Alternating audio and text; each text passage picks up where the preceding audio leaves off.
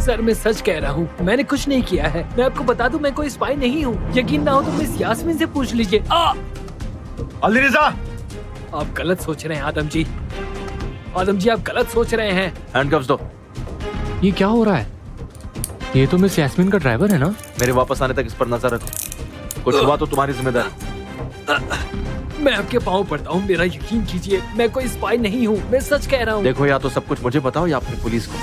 तुम्हारी मर्जी है तुम्हें क्या करना है। सर खुदा कसम कह रहा हूँ, आप मिस यास्मीन से पूछ लीजिए, सब पता चल जाएगा। छोड़ दो मुझे। मैं अभी आपके पास ही आ रही थी। मिस यास्मीन कहाँ है? वो यहाँ नहीं है, वो कहीं चली गई है। क्या मतलब, कहाँ गई वो? मुझे नहीं पता, उन्होंने कुछ बताया नहीं। कितना वक्त हो गया? आपके जाते ही तुरंत निकल गई। रासिम भाई, एक इमरजेंसी आ गई। किसी के फोन सिग्नल्स के जरिए उसका लोकेशन पता करना है। Thank you so much. मैं अभी आपको नंबर भेजता हूँ। जल्दी करिए, मैं वेट कर रहा हूँ, अर्जेंट है। Welcome miss Yasmin. आपने अपने बॉडीगार्ड को कैसे गुमराह किया? फाती, मेरे ड्राइवर की मदद से। ये रहा लास्ट पेमेंट।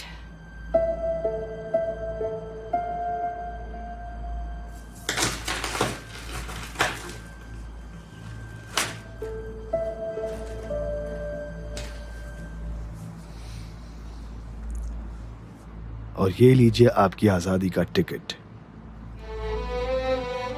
सौदा पूरा हो गया है। रिकॉर्ड्स पूरी तरह क्लीन है। आपको अंदाजा नहीं, पर इतना अच्छा काम शायद ही कोई करता हो। तो ये कब करने वाले हैं हम? जैसे ही सारे पैसे मिल जाएंगे आप जा सकती हैं।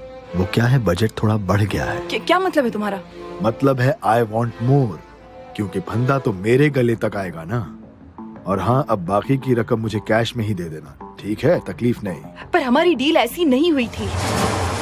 अगर हमारी डील हो जाए तो मैं पेमेंट के तौर पर ज्वेलरी दूंगी। कोई प्रॉब्लम तो नहीं होगी ना? हमें कोई प्रॉब्लम नहीं, पर अपने पति को क्या कहेंगी ज्वेलरी के बारे में? निकलने से पहले चोरी का कोई झूठ मूठ का सीन क्रिएट कर दूंगी। उसे लगेगा कि वो चोरी हो गए हैं। गुड।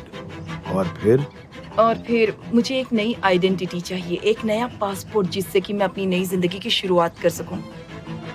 ये तो आसान है, ये हम हैंडल कर सकते हैं। पूरे मिडिल ईस्ट और बाल्कन्स में हमारे पासपोर्ट सबसे ज्यादा रियलिस्टिक लगते हैं।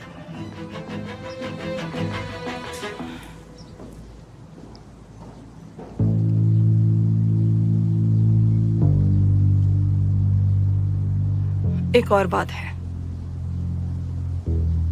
मेरे पति को लगना चाहिए कि मैं मर चुकी हूँ। ठीक है, पर कोई डेड बॉडी देखे बिना कैसे यकीन करेगा कि आप मर चुकी हैं? उसकी पहली बीवी, जिनका नाम था लिमन, नाम सुना होगा ना? शायद, पर याद नहीं आ रहा। उसकी बॉडी भी नहीं मिली थी, पर सबने मान लिया कि वो मर चुकी है। हाँ, तो आप उस पुरानी वारदात का सहारा लेना चाहती हैं? सब कुछ बिल्कुल वैसा ही होना चाहिए। लेटर्स आएंगे, थ्रेट्स आएंगे, तब जाकर तिमूर को यकीन होगा कि उन्हीं लोगों ने मुझे भी उसी तरीके से मारा है। एक बात कहूँ आपसे, पर उस वक्त ऐसा कोई नहीं था जो रास्ते की रुकावट बन सकता था। लेकिन इस आदमी ने अगर कोई गड़बड़ की तो हमें सच में कातिल बनना पड़ेगा। नहीं, ऐसा बिल्कुल भी नहीं होगा। ये सब कैसे हो पाएगा जबकि वो आदमी कॉन्स्टेंटली आपके साथ रहता है मिस यास्मीन? एक बार वो मान भी ले, पर तीसरी बार नहीं। वो एक फौजी रह चुका है। काफी खतरनाक होते हैं ये लोग। हमें पहले उसे निपटाना होगा, वरना कहीं सब कुछ चौपट ना हो जाए। Stay out of it. उसे हटाने का कोई रास्ता जरूर ढूंढूंगी मैं। हाँ, दुआ कीजिए कि कहीं पहले वो आपको ना ढूंढ ले।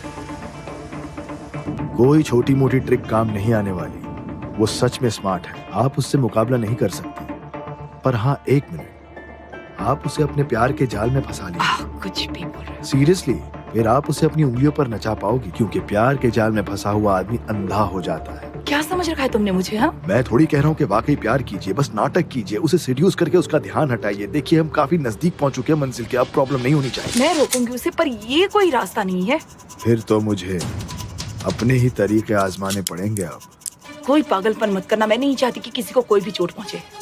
सब कुछ ठीक से निपटाने के लिए ये जरूरी होता है मैडम। देखिए, अगर आपको ये सब मैटर खत्म करना है तो आपको उसे अपने प्यार के जाल में फंसाना ही होगा, तभी उससे खतरा नहीं है।